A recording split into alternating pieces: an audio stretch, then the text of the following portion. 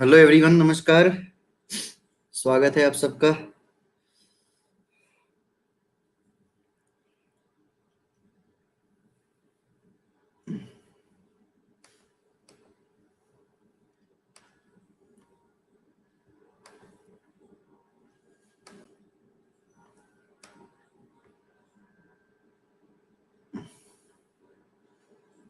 Just a second.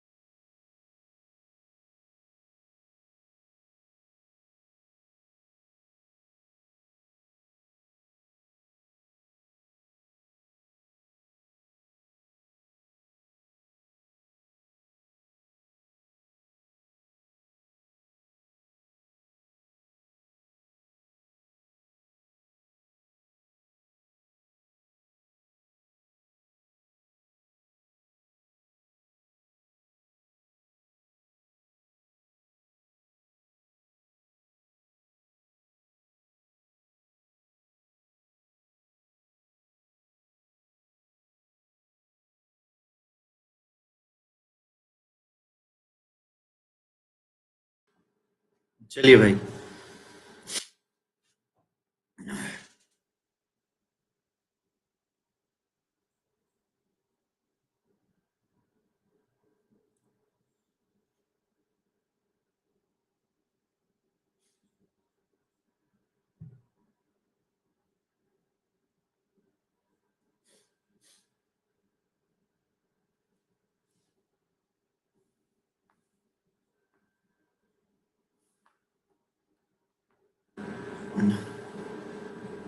Start करते हैं।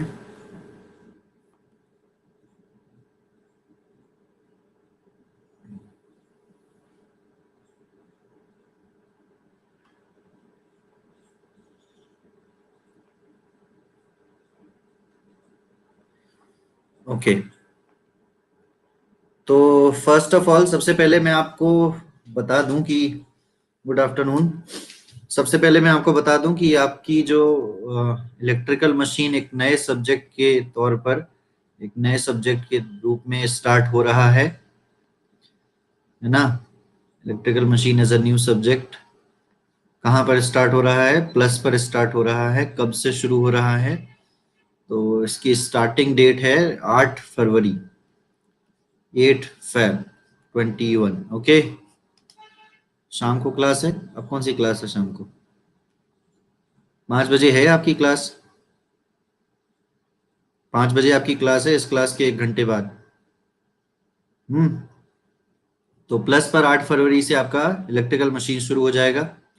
लगभग 20 फरवरी के आसपास से आपका मेजरमेंट सब्जेक्ट भी शुरू हो जाएगा। As a new subject measurement भी आपका शुरू हो जाएगा। 8 फरवरी से आपका इलेक्ट्रिकल मशीन, और 20 फरवरी से लगभग लगभग मेजरमेंट। सो ये दो सब्जेक्ट स्टार्ट हो रहे हैं। जिन लोगों ने अभी तक अनअकैडमी का एसएससी सब्सक्रिप्शन नहीं लिया, वो लोग ले सकते हैं एसएससी का सब्सक्रिप्शन उनके लिए। हाँ, स्पेशल क्लास एक ही होगी अभी। जब तक ये मेजरमेंट नहीं शुरू होता तब तक स्पेशल क्लासेस दो दो चलेंगी। और जैसे ही मेजरमेंट शुरू हो जाएगा फिर स्पेशल क्लास सिर्फ एक रह जाएगी। एक ही चलेगी बस, और वो भी ये 3 बजे वाली। तो इलेक्ट्रिकल मशीन का प्लस 8 फरवरी से और मेजरमेंट का प्लस लगभग लगभग 20 फरवरी से।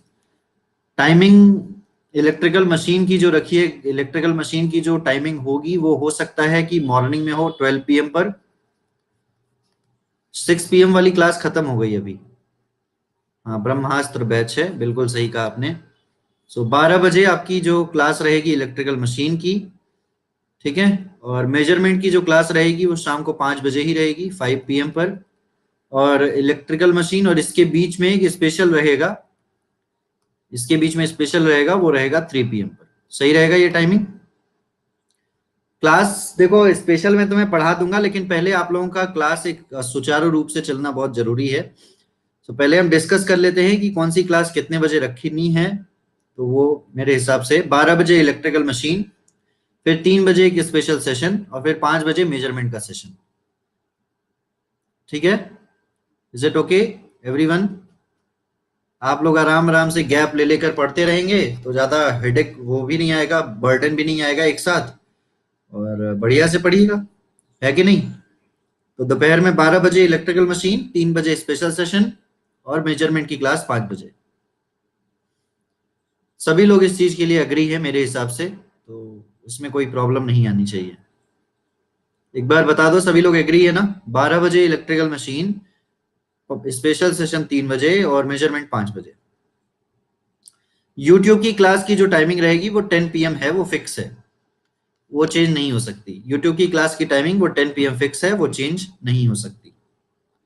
ओके, उसके लिए मुझे बात करना होगा, तो बता दूंगा। अगर चेंजेस हुए तो सारा कुछ आपको बता दिया जाएगा। अब बात आती है कि इलेक्ट्रिकल मशीन तो चल रहा है प्लस पर, इलेक्ट्रिकल मशीन तो शुरू हो जाएगा प्लस पर, तो सर क्या आपका यूट्यूब पर इलेक्ट्रिकल मशीन चलेगा? तो यूट्यूब पर जिस प्रकार से मैं रिस्पॉन्स देख रहा हूं, बहुत बहुत ही कम जनता है यूट्यूब पर, बहुत ही कम जनता है। कोई रिस्पॉन्स, कोई आप 60 लोग यहाँ पर प्रेजेंट हैं, लेकिन 60 कैंडिडेट्स में से यूट्यूब पर आप में से कोई लाइव आता ही नहीं है। बहुत कम लोग लाइव आते हैं, गिने चुने 10-15 लोग लाइव आते हैं। बाकी यूट्यूब की जनता जो है वो फिक्स है, वो यू अलग आती है।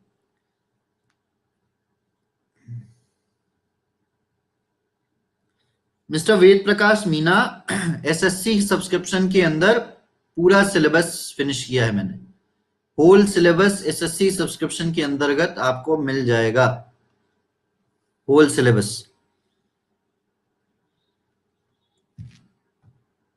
एसएससी का सब्सक्रिप्शन लेना होगा जिसके अंदर आपको सारा सिलेबस मिल जाएगा। चलो, अब सभी लोग कह रहे हैं कि हम आते हैं, हम आते हैं, हम आते हैं, हम आते हैं, ठीक है। अब आप लोगों का आना बहुत, देखो मैं आपको आज एक चीज बताता हूं। अगर आप हैं तो ही हम हैं, है ना? आप हैं तो ही हम हैं। तो मैं एक पोल क्रिएट करूंगा या एक बात पूछना चाहता हूं कि YouTube पर ऐसी क्या दिक्कतें हैं, ऐसी क्या परेशानी है, YouTube पर ऐसा क्या सब्जेक्ट नहीं चल रहा, इंटरेस्टेड नहीं है? तो क्या जो परेशानियां हैं वो आप मुझे बता सकते हैं। आपको पढ़ना क्या है, आप क्या सीखना चाहते हैं, क्या नहीं सीखना चाहते हैं, ये सब आप मुझे बता सकते हैं। तो फिर मैं उसके हिसाब से मैं कुछ इम्प्रूवमेंट कर सकता हूँ कि मैं कुछ, टाइमिंग का इशू है, या फिर आपको सब्जेक्ट का इशू है, या फिर आपको सब्जेक्ट की थ्योरेटिकल नॉलेज नहीं चाहिए। 3 बजे वाली क्लास इसलिए बनती कि मैं थोड़ा काम में बिजी हो गया था मिस्टर प्रखर गुप्ता, अभी दोबारा शुरू हो जाएगी। बताइए भाई, क्या दिक्कत है? टाइमिंग इशू है, क्या दिक्कत, प्रॉब्लम क्या है? टाइमिंग का इशू है। चलिए, टाइमिंग का इशू के लिए अगर मैं एक टाइम क्रिएट करता हूं 9 PM पर, 9 PM बहुत जल्दी हो जाएगा मेरे हिसाब से। तो टाइमिंग के लिए अगर मैं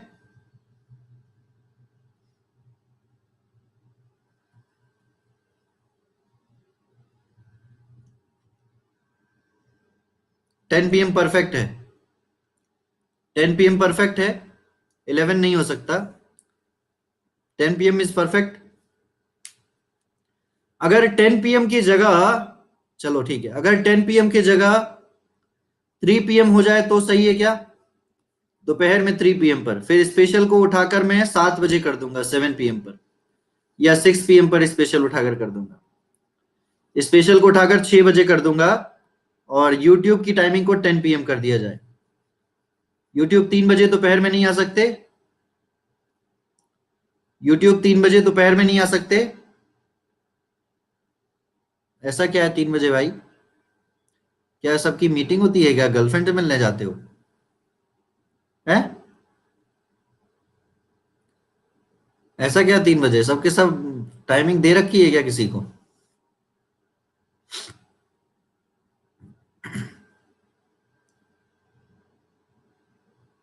रात में अच्छा लगता है पढ़ना।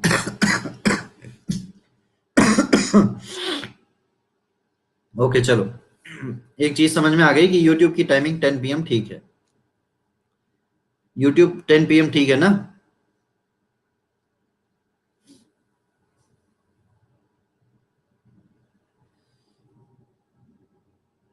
चलो ठीक, ओके।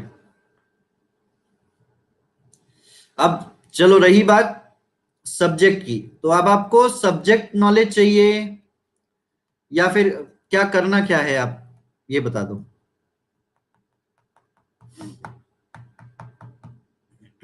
सब्जेक्ट पढ़ना है या MCQ करना है? करना क्या है?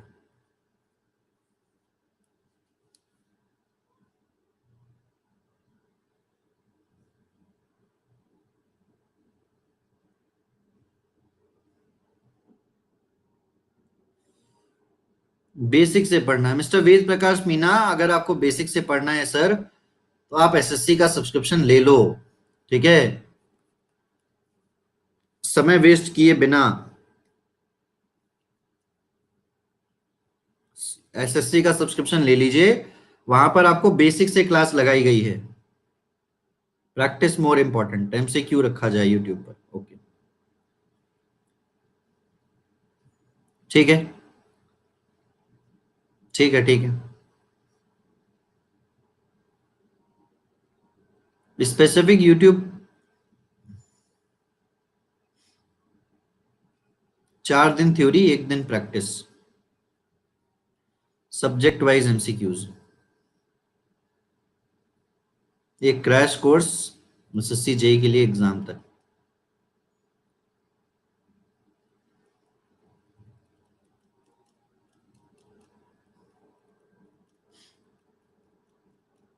सब्सक्रिप्शन सबसे बेस्ट है, वही तो मैं कहता हूं।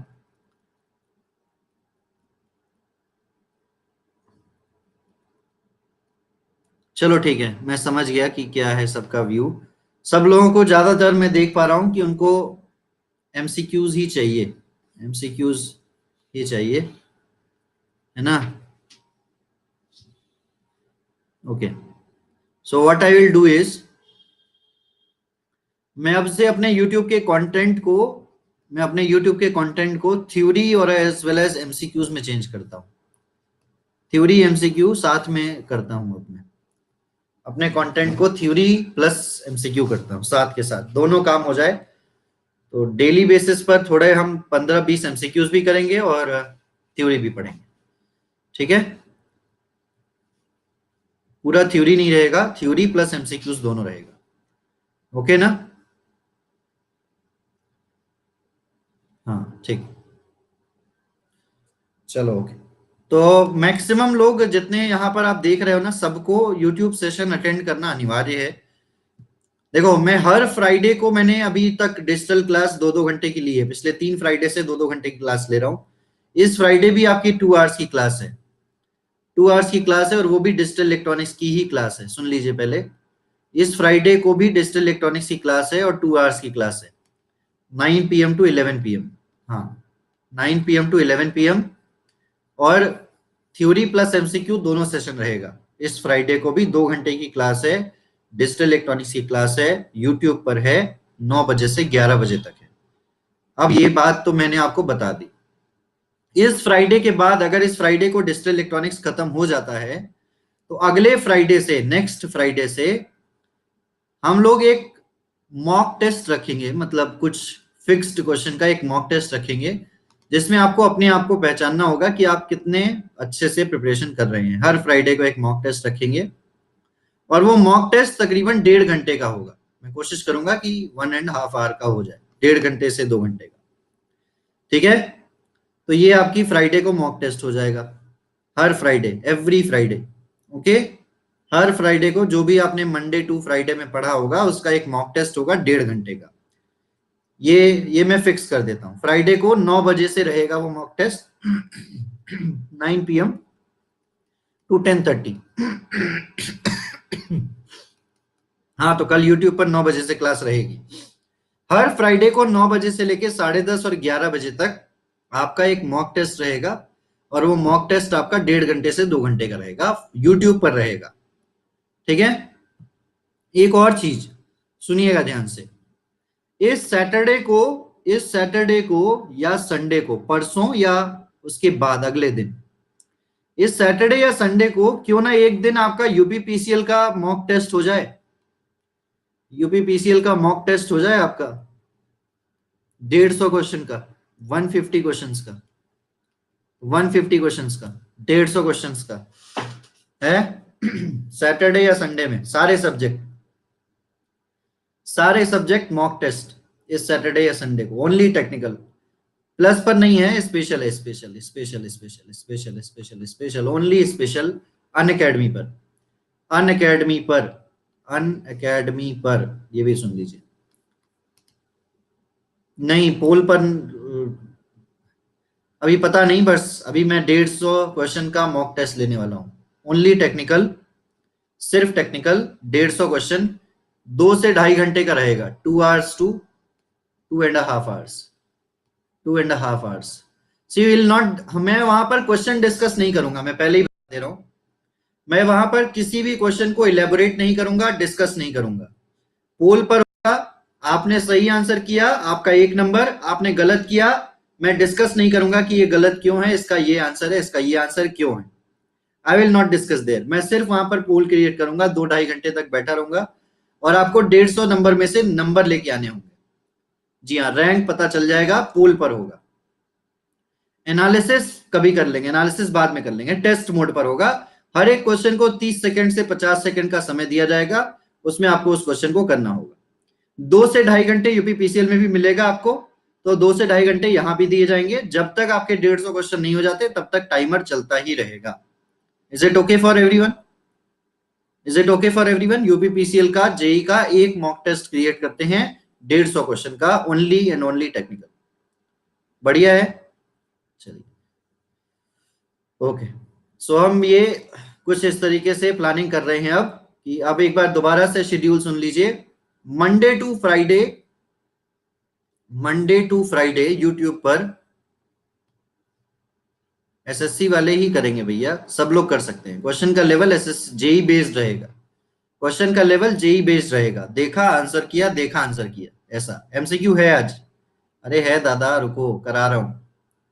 Monday to Friday theory plus MCQ YouTube पर, ये यूट्यूब की बात बता रहा हूं मैं।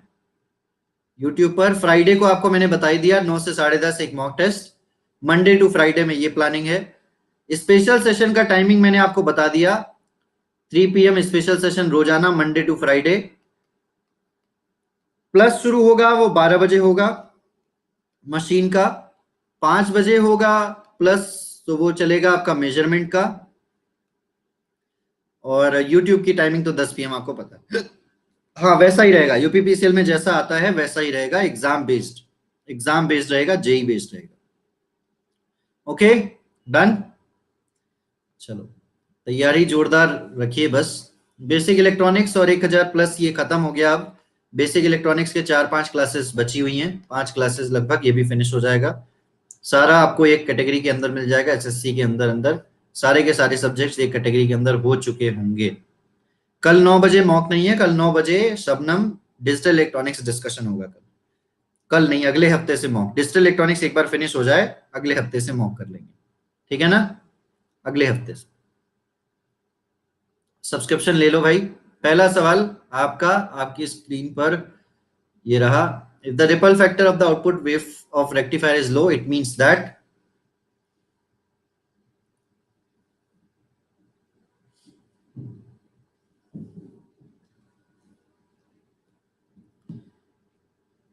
यतेंद्र कुमार, आपको पोल में आंसर करना है भाई, कमेंट बॉक्स में नहीं।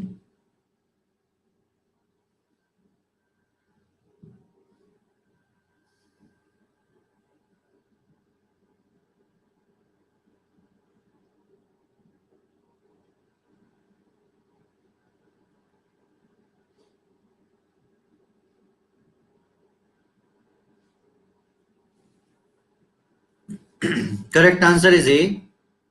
अगर ripple factor output wave of a rectifier is low, ripple factor is low, इसका मतलब ये है कि आउटपुट वोल्टेज उसमें कम रिपल्स हैं, output voltage will have less ripples. In the voltage regulator shown below, if the current through the load decreases,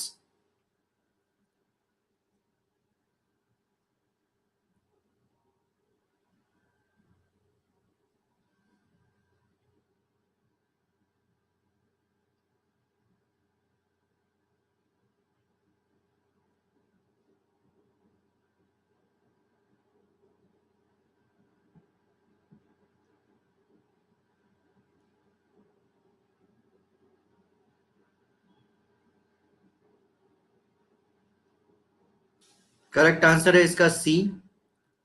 Jenner diode current जो है वो बढ़ जाएगी अगर करंट लोड के अक्रॉस डिक्रीज होगी तब। ये करंट अगर डिक्रीज हुई, आईएल अगर कम हुआ, तो ये करंट बढ़ जाएगा, आईजेड मैक्स हो जाएगा। इसके बारे में करा चुका हूं ना, आईएल मिन तो आईजेड मैक्स, अगर आईएल मैक्स तो आईजेड मिन, है ना। स्पेशल सेशन में बताया था ये। करेक्ट आंसर इसका हो जाएगा C. Next, in the above circuit if the input voltage decreases, उसी में अगर इनपुट वोल्टेज डिक्रीज होगा तो क्या होगा, मतलब इसी सर्किट में, ये सर्किट है, इसमें अगर इनपुट वोल्टेज डिक्रीज होगा तो क्या होगा।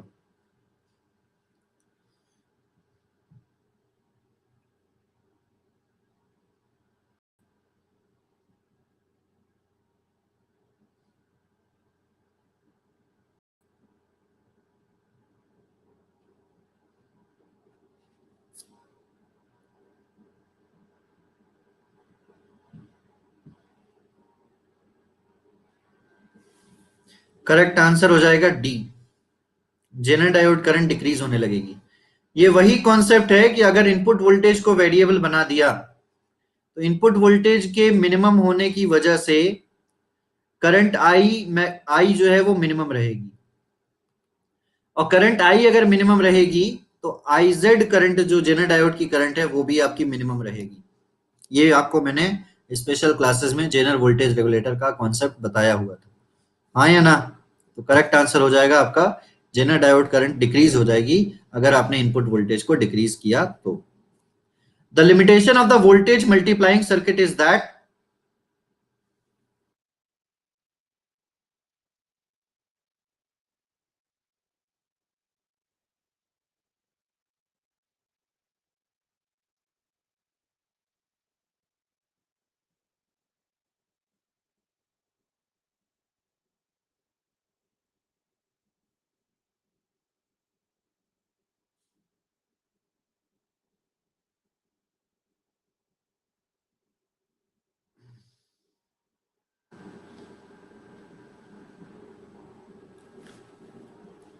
करेक्ट आंसर हो जाएगा इसका सी।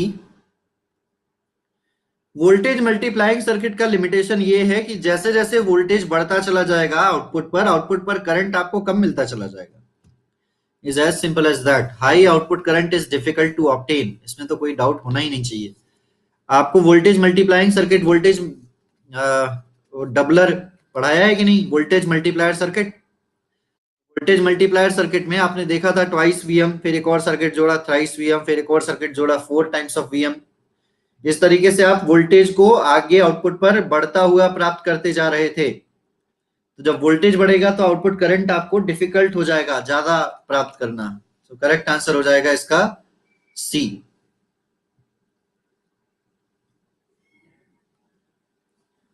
आपका एक कैपेसिटर लगा है और एक डायोड लगा है। ये कैपेसिटर चार्ज करेगा जब ये डायोड ऑन होगा तब, तो ये कैपेसिटर चार्ज हो जाएगा वीएम से। अब डायोड को रिवर्स होना होगा अगर अगले कैपेसिटर के अक्रॉस आपको आउटपुट वोल्टेज डबल चाहिए, तो इसके अक्रॉस वोल्टेज, ये जब ये रिवर्स होगा तो इसके अक्रॉस वोल्टेज कितना स्टोर होगा, इसके अक्रॉस वोल्टेज कितना स्टोर हो जाएगा, ये प्लस आएगा साइन और यहाँ माइनस आएगा साइन, तो अगली बार ये डायोड ऑन हो जाएगा, ये वाला डायोड D2 ऑन हो जाएगा। तो इस कैपेसिटर के अक्रॉस जो वोल्टेज स्टोर होगा वो ट्वाइस वीएम स्टोर होगा। फिर उसके बाद एक और सर्किट लगाओगे तो थ्राइस वीएम मिलेगा, फिर और सर्किट लगाओगे तो 4 गुना वोल्टेज मिलेगा। सो कुल मिलाकर अगर आप इसके अक्रॉस वोल्टेज कैलकुलेट करें तो वोल्टेज ट्वाइस वीएम होगा, ट्वाइस वीएम होगा। लेकिन इसके अक्रॉस करंट जो होगी वो मिनिमम होती चली जाएगी, इसके अक्रॉस करंट घटती चली जाएगी, आउटपुट के अक्रॉस करंट घटती चली जाएगी, क्योंकि आपका ये ओपन सर्किट हो जाएगा एक बार फुल्ली चार्ज हो जाएगा तो। So higher output current is difficult to obtain at the output.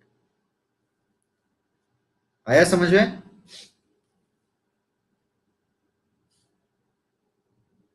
The rectifier which requires minimum amount of filtering is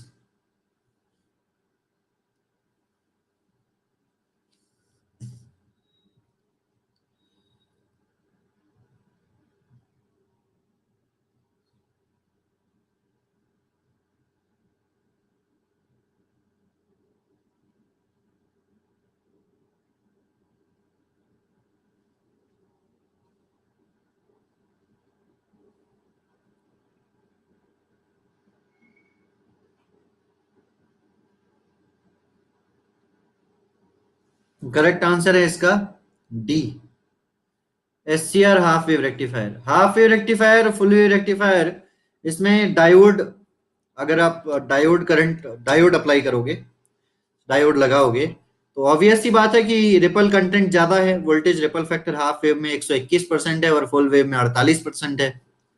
लेकिन एससीआर के थ्रू, यूट्यूब की इलेक्ट्रॉनिक्स में ये पढ़ाया ही नहीं आपने, अच्छा ये सब पढ़ाया नहीं मैंने यूट्यूब की इलेक्ट्रॉनिक्स में, तो ये सब मैं पढ़ाऊंगा। आपको लगता है कि मैं स्पेसिफिक सवाल करवाऊंगा यूट्यूब में? आपको दिमाग लगाना होगा सर। हर एक सवाल अगर आपको नहीं आ रहा है तो इसका मतलब ये नहीं है कि मैंने पढ़ाया नहीं है, इसका मतलब ये है कि आप दिमाग नहीं लगा सकते, आपके अंदर सोचने की क्षमता थोड़ी सी कम है। ऑब्वियस सी बात है कि मैंने एससीआर भी बताया है आपको, एससीआर बेस्ड कंट्रोलर भी बताए हैं आपको, और फिल्टर सर्किट की बात कर रहा है। तो फिल्टर सर्किट की बात अगर की जाए, सुनो ना, बात तो सुनो। हाँ, एससीआर हाफ वेव रेक्टिफायर में आप कंट्रोल कर सकते हैं आउटपुट वोल्टेज को। आप एससीआर हाफ वेव रेक्टिफायर में आउटपुट को कंट्रोल कर सकते हैं।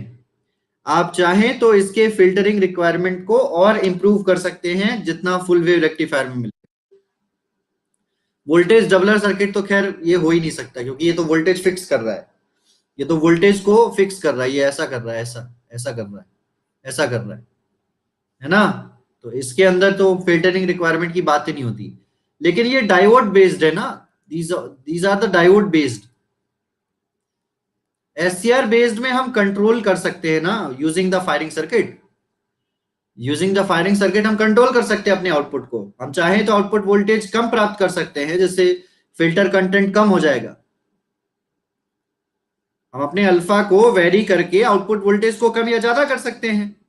आउटपुट वोल्टेज को कम या ज्यादा करेंगे तो रिपल कंटेंट कम नहीं हो जाएगा। सपोज समथिंग पीक वैल्यू आपको फुल वेव रेक्टिफायर में पीक वैल्यू आपकी मिल रही थी वीएम, और फिर उसके बाद मिनिमम वैल्यू मिल रही है 0, तो इसके और इसके बीच में रिपल जितने ज्यादा हैं, हाफ वेव रेक्टिफायर में वही रिपल कम होंगे, क्योंकि आप वहां पर मैक्सिमम वैल्यू को भी कंट्रोल कर सकते हो। फायरिंग एंगल को ज्यादा करके आप आउटपुट वोल्टेज कम ले सकते हैं, आउटपुट करंट कम ले सकते हैं। एससीआर हाफ वेव रेक्टिफायर में minimum amount of filtering requirement होगी। द सर्किट शोन इज अ,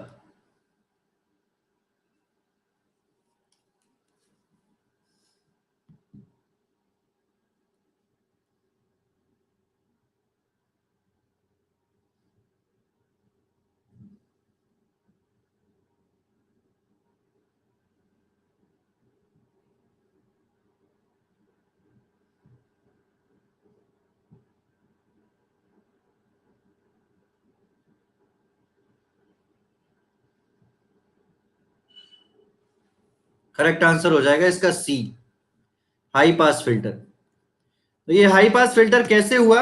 आपको क्या करना है, टी बराबर 0 पर देखना है। टी बराबर 0 पर इंडक्टर बिहेव करता है ओपन सर्किट की तरह, और टी बराबर इन्फानाइट पर बिहेव करता है शॉर्ट सर्किट की तरह। तो टी बराबर 0 पर इंडक्टर ओपन सर्किट की तरह बिहेव करता है, इसका मतलब हाई फ्रीक्वेंसी पर ये ओपन सर्किट बिहेव करता है, और लो फ्रीक्वेंसी पर ये शॉर्ट सर्किट बिहेव करता है। तो जब लो फ्रीक्वेंसी पर शॉर्ट सर्किट बिहेव करेगा तो फ्रीक्वेंसी और अच्छा ये कैपेसिटर है, ठीक है। इंडक्टर लिख के कैपेसिटर की बात कर दी है। चलो ठीक है, एक बार देखते हैं। तो ये कैपेसिटर हो जाएगा शॉर्ट सर्किट और ये हो जाएगा ओपन सर्किट। तो अगर कैपेसिटर फ्रीक्वेंसी हाई फ्रीक्वेंसी पर शॉर्ट सर्किट बिहेव करता है, अरे पहले सुन लो, एक मिनट रुको।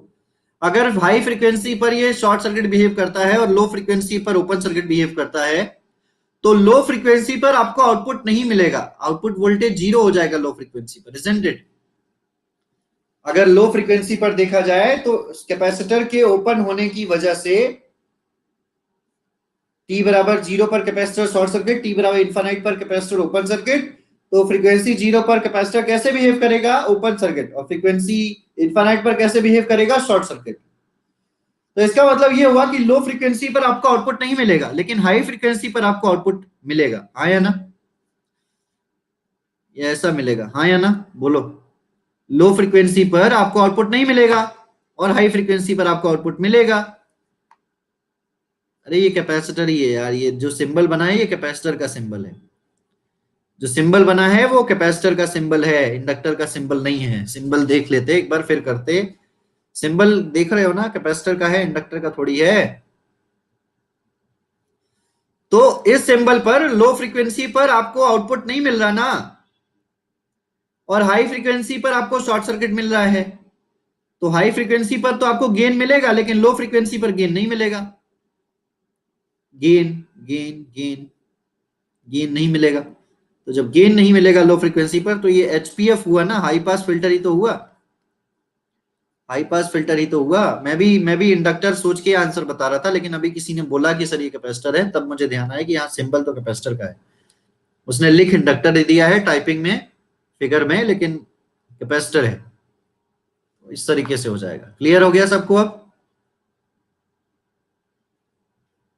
बोलो भाई, सबको क्लियर है? ये अप्रोच मैं बताया हुआ हूं, स्पेशल सेशन में आपको फिल्टर की क्लास मिलेगी, उसमें बताया हुआ हूं ये approach. Next, the circuit shown below is a, अब रुको।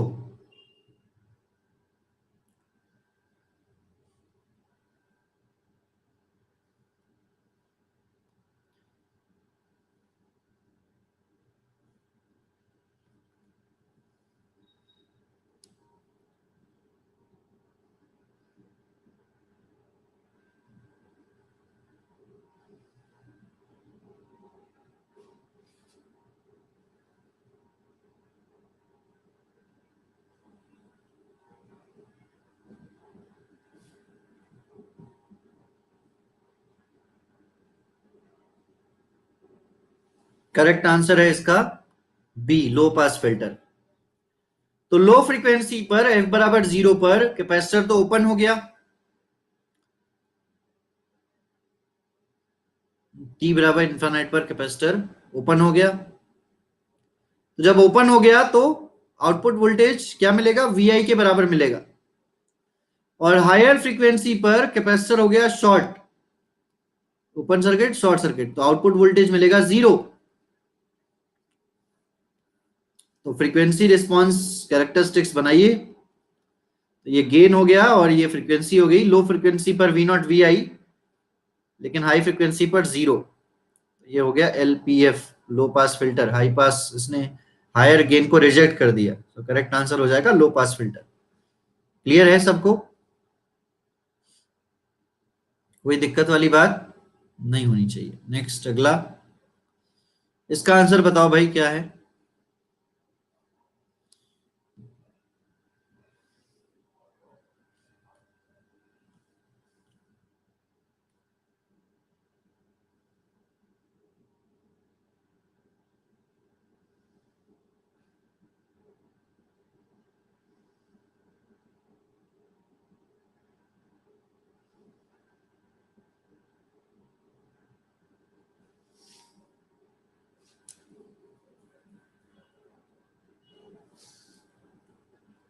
करेक्ट आंसर है बी। अगर आप देखो इसमें बाकी सारे आपके जो वोल्टेजेस हैं, आउटपुट वोल्टेजेस, वो एक स्क्वायर वेव हैं, ये ए और सी, तो ये तो नहीं मिल सकते।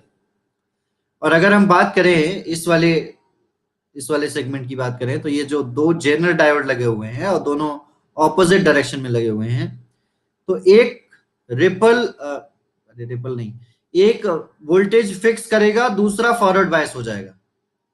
ये एक फॉरवर्ड बायस हो जाएगा तो ये वोल्टेज को फिक्स करने का काम करेगा, हाँ या ना? तो आपने दिया साइनोसॉइडल सिग्नल, तो ये वही तो वोल्टेज को फिक्स करने का काम कर रहा है। आप दे रहे हो ऐसा सिग्नल, तो आप स्क्वायर कैसे निकाल लोगे? स्क्वायर तो नहीं निकालोगे, तो आउटपुट वोल्टेज को फिक्स कर देगा, वो बस क्लिप कर देगा according to the cut off voltage of the diodes, according to the breakdown voltage of the diodes, it will fix the voltage at the output. इसीलिए तो लगाते हैं। पॉजिटिव में ये वाला डायोड, ये वाला जेनर डायोड फिक्स करेगा, नेगेटिव में ये वाला डायोड फिक्स कर देगा, एज सिंपल एज दैट। जो भी वोल्टेज हो, वोल्टेज से हमें मतलब नहीं है, जो भी वोल्टेज हो, लेकिन पॉजिटिव पर आउटपुट वोल्टेज फिक्स कर देना और नेगेटिव पर भी फिक्स कर देना, ये एक ही ये वेवफॉर्म ही शो कर रही है, बी ही शो कर रही है। बाकी तीनों गलत है। समझ गए ना? बहुत कम लोगों ने इसका आंसर दिया है और बताया हुआ भी है। B answer is right. Next question, इसको बताइए।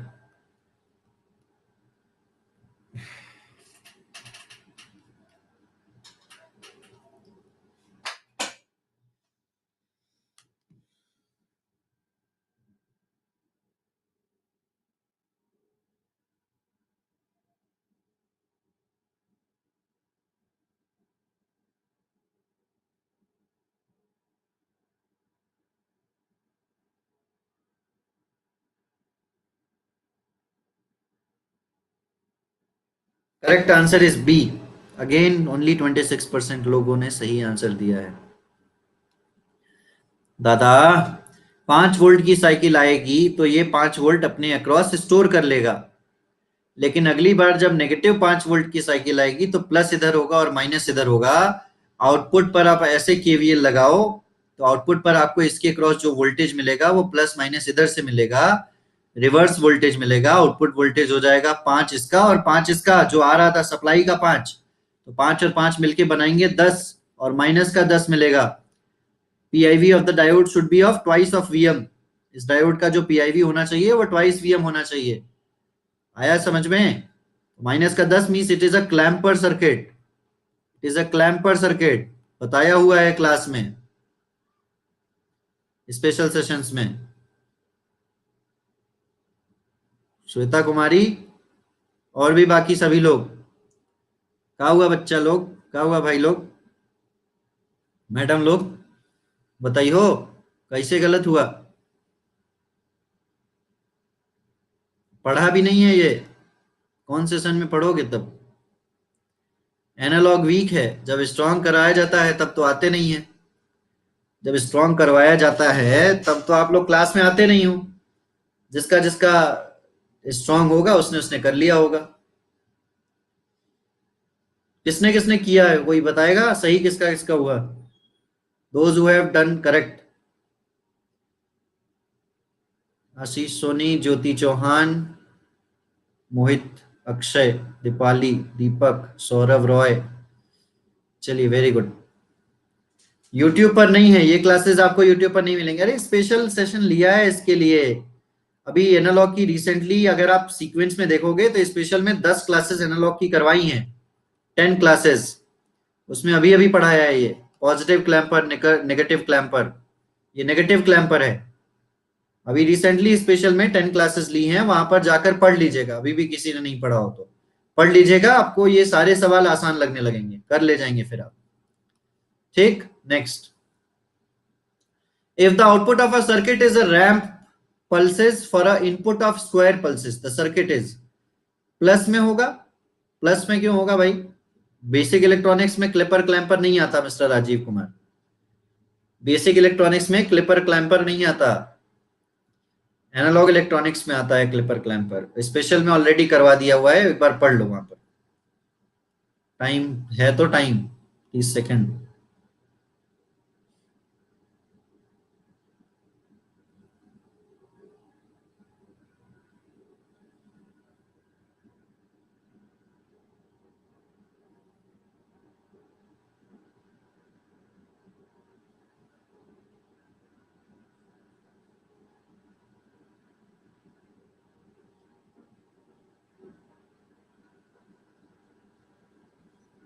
Correct answer is A, integrating circuit with low RC.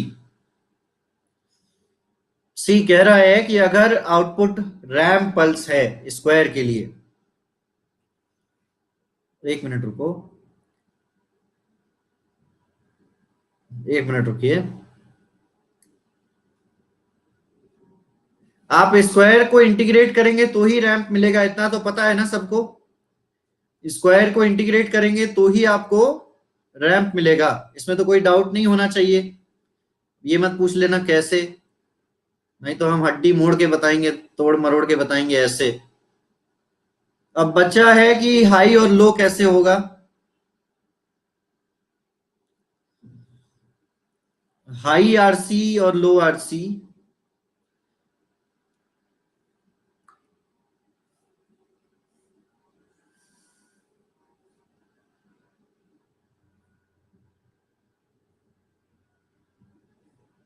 Low RC time constant और high RC time constant. High high से क्या डिसएडवांटेजेस मिलेंगे और लो से क्या डिसएडवांटेजेस मिलेंगे, वही चीज है। लो आरसी मींस लो आरसी टाइम कांस्टेंट और हाई आरसी टाइम कांस्टेंट से क्या एडवांटेजेस मिलेंगे। अगर अगर हमारा टाइम कांस्टेंट ज्यादा हुआ तो it will take more time to charge, it will take more time to charge. अच्छा हुआ आप ऑनलाइन हैं, पढ़ाते हैं, मतलब क्या बोल रहे हो। इफेक्टिव इम्पिडेंस वाला कॉन्सेप्ट नहीं है यहाँ, कॉन्सेप्ट है लो टाइम कांस्टेंट का, यानी कि हायर वैल्यू पर टाइम कम लगे, ये समय कम हो, उसको पीक पर पहुंचने का समय कम हो, समय कम हो, है ना। Fast charging and fast discharging. तो करेक्ट आंसर हो जाएगा ए। चलिए कोई बात नहीं सूरज भारद्वाज, नेक्स्ट क्लास। वेरेक्टर क्या है, वेरेक्टर क्या है। अरे मैं ऑफलाइन में पढ़ाया था 2016 में, 4-5 लड़कों को पढ़ाया था मैं गाजियाबाद में। उन पांचों की तो हालत खराब हो गई थी। एक तो लेट आना, मेरे पास डंडा रहता था, एक तो लेट आते थे, और ऊपर से जितना पढ़ाओ भूलते बहुत थे, घर पे पढ़ते लिखते नहीं थे। तो देख कुटाई किया मैंने, खूब कुटाई की है, जम के कुटाई की है। 5 में 2 लड़कियां भी थी, और लड़कियों की भी खूब की है, लड़कियों की भी खूब की है, ऐसा नहीं कि लड़कियों को छोड़ दिया है। जेब बड़ा डंडा, दूर से ही मारो खींच के, चट से आवाज आती थी हाथ में। नॉन लीनियर रजिस्टर, अरे सीरियसली बहुत मारा है मैंने उनको,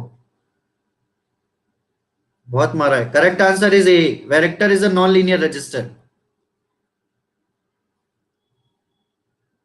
क्या बोल रहे हो, वेरिएस्टर नहीं होता।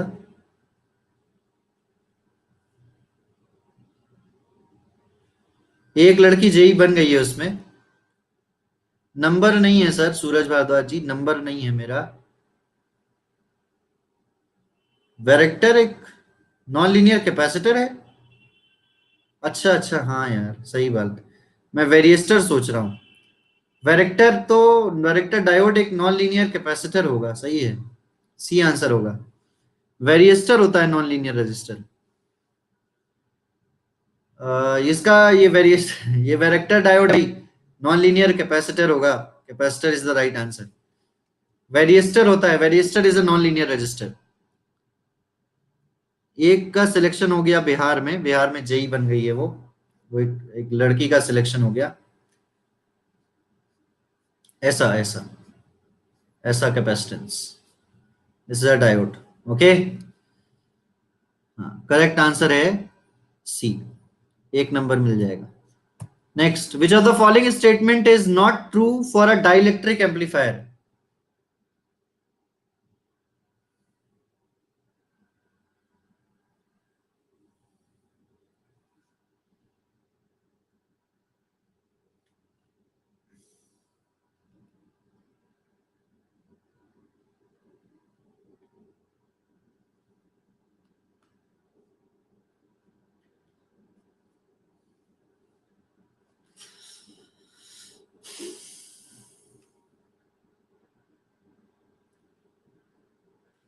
इसमें एक ऑप्शन है सच amplifier does not exist.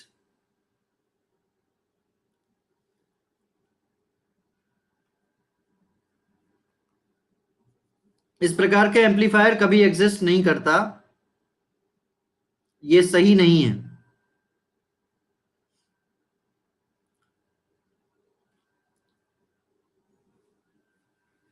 Not true for a dielectric amplifier means such amplifier does not exist.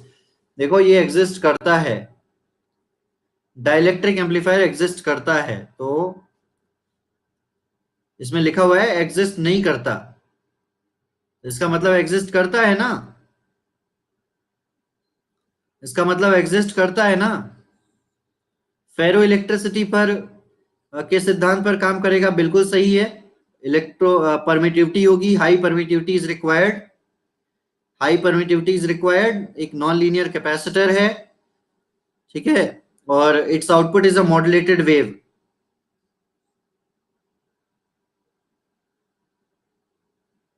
मैं नंबर नहीं बताता, बाकी सब लोग नंबर बताते हैं। अच्छा, तो आपको जो भी कांटेक्ट करना है आप कांटेक्ट कर लीजिएगा। देखो मिस्टर दीपक राजौरिया और बाकी सभी लोग जो ऑप्शन मेरे से डी पूछ रहे हैं, वो मैं सिर्फ ये क्वेश्चन इस बेसिस पर लेके आया कि ये जो क्वेश्चन है ना, ये ऑप्शन के बेस पर इस क्वेश्चन को लेके आया, ताकि आपको ये जानकारी हो सके कि डाइलेक्ट्रिक एम्पलीफायर एग्जिस्ट करता है, और ये इस क्वेश्चन के लिए गलत है। मॉड्यूलेटेड वेव इसका आउटपुट होगा या नहीं होगा, वो दैट इज नॉट रिक्वायरमेंट, है ना, वो रिक्वायर्ड नहीं है। Next question, in a thyristor anode current is made up of, anode current is made up of,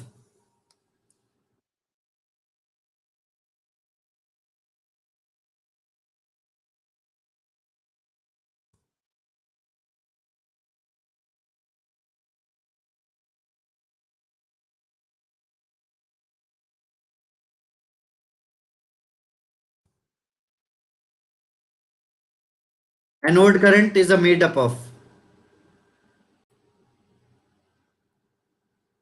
anode current is made up of electron और होल्स दोनों से मिलकर बने होते हैं, क्योंकि थायरिस्टर में सेमीकंडक्टर एलिमेंट्स का उपयोग किया जाएगा, इलेक्ट्रॉन और होल दोनों की वजह से करंट फ्लो करेगा। नेक्स्ट क्वेश्चन, सी नहीं होगा। ये क्या है भाई?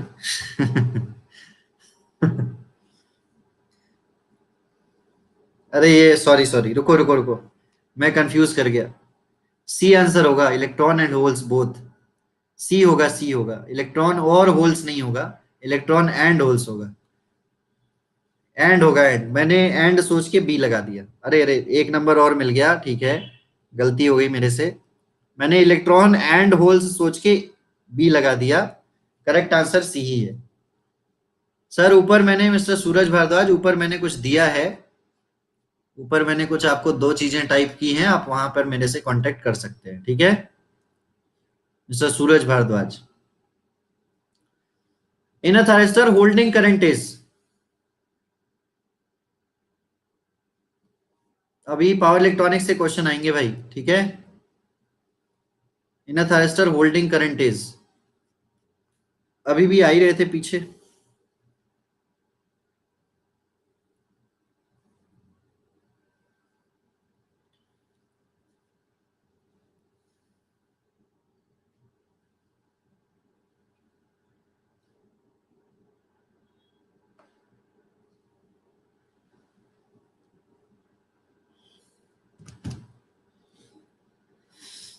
Correct answer is B, less than the latching current. B answer is right. Next question. An SCR can be brought to forward conducting state with gate circuit open when the applied voltage exceeds 15 seconds. चलो 30 seconds ठीक है।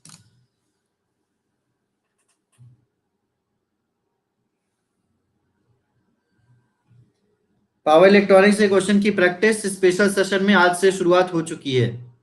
जिन लोगों ने power electronics की classes attend की हैं वो लोग स्पेशल में अब से रेगुलर आएंगे, ठीक है, समझ गए सभी लोग। पावर इलेक्ट्रॉनिक्स के क्वेश्चंस की, बेसिक क्वेश्चंस की शुरुआत हो चुकी है। जिन लोगों ने स्पेशल में पावर इलेक्ट्रॉनिक्स पढ़ा है वो लोग रेगुलर स्पेशल में अटेंड कीजिएगा, प्रैक्टिस होगी आपकी। द फॉरवर्ड ब्रेक और वोल्टेज, तो फॉरवर्ड कंडक्टिंग स्टेट में कैसे जाएगा? गेट सर्किट ओपन है, कोई भी सप्लाई नहीं दे रहे हो जब तक कि फॉरवर्ड ब्रेक और वोल्टेज पर नहीं पहुंचता। फॉरवर्ड ब्रेक और वोल्टेज पर पहुंचने के बाद कंडक्टिंग स्टेट पर चला जाएगा। This is the forward blocking state, this is forward conduction state. So correct answer would be A. This is your VBO, this is your VBO. Next, for normal SCR turn on time is, normal SCR के लिए turn on time कम होता है या ज्यादा होता है?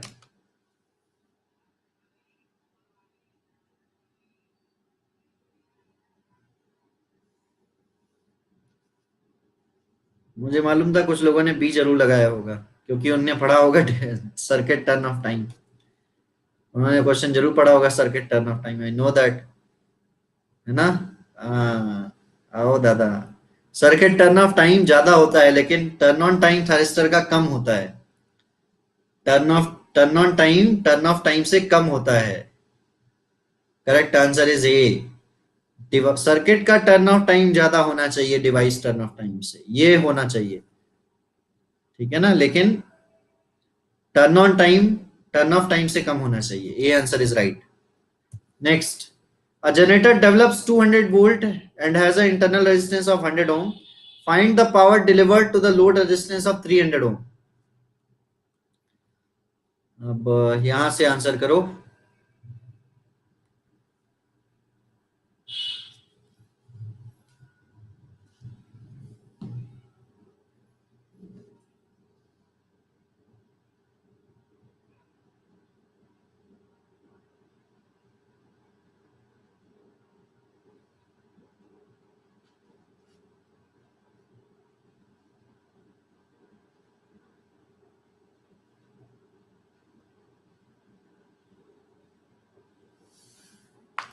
Correct answer is A, 75 watts.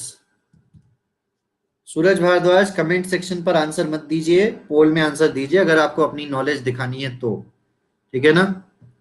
नहीं तो हमारे पास अनअकैडमी ने सुविधा दे रखी है, बहुत अच्छी सी, बहुत अच्छी सुविधा है, जिसके तहत आईपीसी की धारा तुरंत पहुंच जाओगे ऐसी जगह। तो हाँ, power delivered to the load resistance, I is equals to आपका हो जाएगा 200/400, 1/2, और P बराबर हो जाएगा I²R, सो 1/2 का whole square multiply by resistance है आपका 300। ऐसे करो भाई, 300 डिवाइडेड बाई 4, 75 वॉट आ रहा है क्या? 75 watt. A answer is right. Next question, what will be the phase difference between the two sinusoidals? हाँ, वैसे भी कर सकते हो। Two sinusoidal voltages V1 is equals to -10 cos omega t plus 50 degree, और V2 is equals to 12 sin omega t minus 10 degree. इसके बीच में कितना फेज डिफरेंस होगा? ये भाई इनको कोई बताओ कि ये पोल में आंसर कैसे दें, इनको कोई बताओ कि पोल में आंसर कैसे दें। नीचे ABCD लिखा होगा भैया। V1 is -10 cos omega t plus 50 degree. V1 is -10 cos omega t plus 50 degree लिखा हुआ है।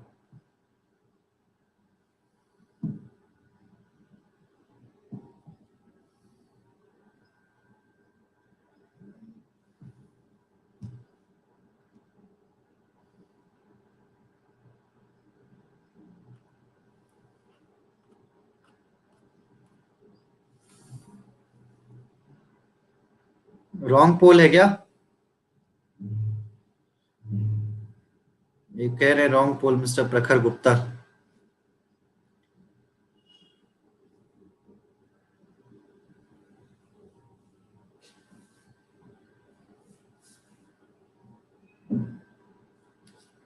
करेक्ट आंसर इज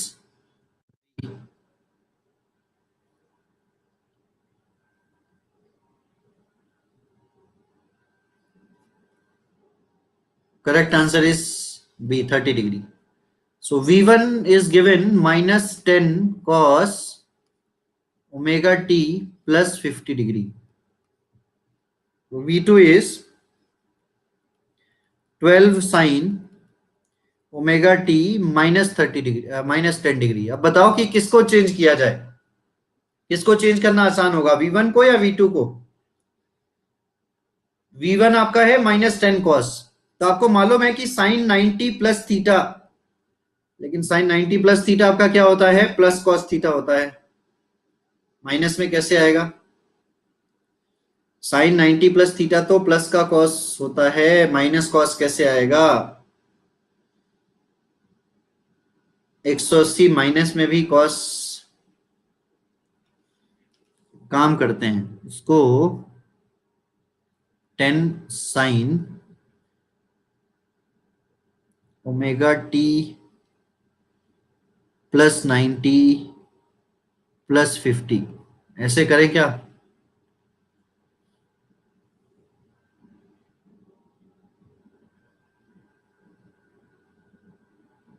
रुको रुको रुको, एक सेकंड रुको, नीचे लिखता हूं मैं। V1 is equals to minus 10 sine, ये माइनस हटाओ पहले, और साइन 90 माइनस थीटा करो, माइनस थीटा प्लस 50, और इसको माइनस कर दो, इसको प्लस कर दो और इसको माइनस कर दो। अभी ठीक है? तो 10 sine theta minus 40 degree, is it okay now? ये V1 हो गया, और V2 हो गया आपका 10 नहीं 12 sine omega T minus 10 degree. तो फेज डिफरेंस अब देख सकते हो आप, तो 10 का ही बचा, ये 0 डिग्री का हो गया। V2 आपका हो गया यहाँ पर सर्टेन सम, यहाँ पर V1 आ जाएगा, और V2 आपका यहाँ पर आ जाएगा, V2 आपका यहाँ आ जाएगा। तो इसके ये 10 है, ये पूरा यहाँ से यहाँ तक आपका 40 है, तो ये आपका बच गया 30, 30 डिग्री। तो 30 degree is the right answer. Tej Pratap Singh, मैंने क्या किया है ना, sine 90 minus theta cos theta होता है, तो माइनस का कॉस है, तो मैंने क्या किया है, 90 माइनस थीटा की जगह थीटा माइनस 90 कर दिया है। तो थीटा माइनस 90 कर देंगे ना, तो ये माइनस साइन जो बाहर है वो अंदर चला जाएगा। अब ये अंदर चला गया है, ठीक। यहां से फिर जब हम सॉल्व करेंगे तो ये आएगा सॉल्व करने पर। अब इसके और इसके बीच में आपको दिख रहा है 30 डिग्री का phase difference. B answer is right. Next question, for a specific wiring in a building, specific wiring in a building, the full load current is 10 ampere, what will be the maximum permissible leakage current? Maximum permissible leakage current कितना गुना होना चाहिए, ये मैं आपको बता चुका हूं, करिए। एक ही ट्रिग्नोमेट्रिकल फंक्शन होना चाहिए मिस्टर राजीव कुमार, एक ही रहेगा तभी आएगा।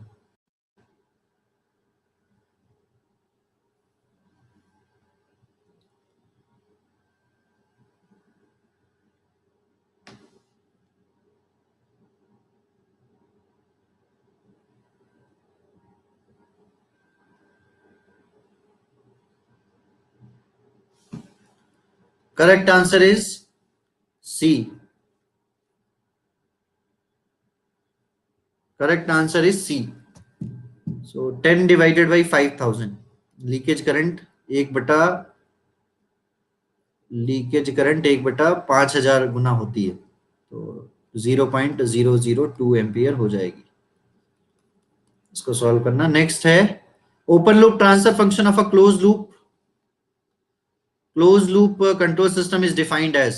ओपन लूप ट्रांसफर फंक्शन को कैसे डिफाइन करते हैं?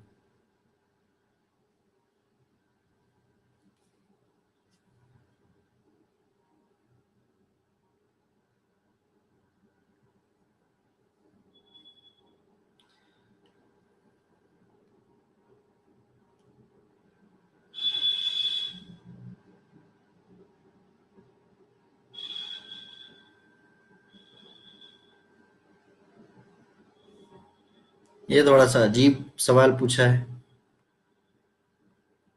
इसने पूछा है कि open loop transfer function of a close loop control system को कैसे डिफाइन करेंगे।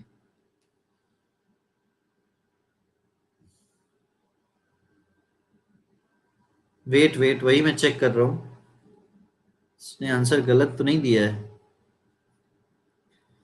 ये हो गया, ये फीडबैक फैक्टर बी हो गया। यहां से इसका फीडबैक गया ऐसे, यहां पर ऐसे गया। एक्चुएटिंग सिग्नल प्रोड्यूस होगा यहां पर, एक्चुएटिंग आउटपुट आएगा यहां पर, और आउटपुट आएगा यहां पर। तो ओपन लूप तो यही हुआ बस, ओपन लूप तो ये हुआ ना।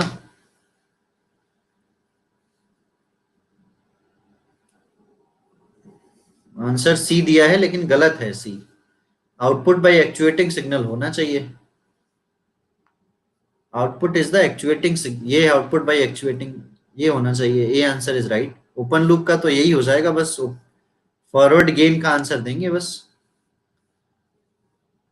हाँ, एक्चुएटिंग सिग्नल एरर सिग्नल कहा जा सकता है। सो करेक्ट आंसर होगा इसका ए।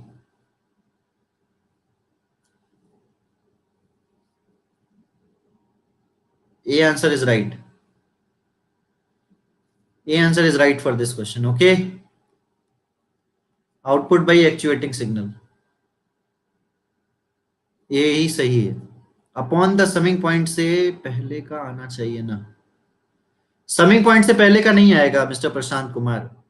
गेन पर जो इनपुट आ रहा है उसका आएगा। ये समिंग पॉइंट है अगर, तो यहां से जो इनपुट इस पर आ रहा है वो आएगा, ये एक्चुएटिंग एरर। और इसका आउटपुट है, मान लीजिए कि कोई आउटपुट पी है, तो पी डिवाइडेड बाई ये होगा, ये होगा इसका गेन ए। ट्रांसफर फंक्शन ये होगा। आया समझ में मिस्टर प्रशांत? पहले का नहीं आता, आर आर नहीं आएगा, ए आए, ये आएगा, ये आएगा। ए आंसर इज राइट। चलो ओके, मिलते हैं अब आपसे कल की क्लास में, स्पेशल सेशंस में, पावर इलेक्ट्रॉनिक्स में, और फिर से एमसीक्यू सेशन में। ठीक है, बाकी मैं जब भी क्लास क्रिएट कर दूंगा सैटरडे को तो आपको इन्फॉर्मेशन दे दूंगा। इस बार 2 से ढाई घंटे का एक मॉक टेस्ट रख लेते हैं। यूज कीजिए code ASIS10 to get 10% of. 6,000 रुपए का नहीं है भाई, 6,500 रुपए का है। अभी इसको चेंज करना है यार, 6,500, 6,500, और ये आपको पड़ेगा 5,850। हाँ, एरर था, माफी चाहते हैं उसके लिए। कल से एरर नहीं रहेगी। 5,850 रुपए का पड़ जाएगा 1 साल का। ठीक है, पोल लीडर बोर्ड देख लीजिए। लीडर बोर्ड में 20 में से 15, 20 में से 13, 20 में से 12, दो दो नंबर ऐड कर लो सभी लोग। तो 20 में से 17 नंबर हैं सचिन के, 20 में से 15 हैं प्रबुद्धमय के, 20 में से 14 हैं आशीष सोनी के, 20 14 हैं सौरभ शाह के। बाकी सभी लोग दो दो नंबर ऐड कर लेंगे तो जो भी आपके मार्क्स आ रहे हों। ठीक है, चलिए, thank you so much, bye bye, take care.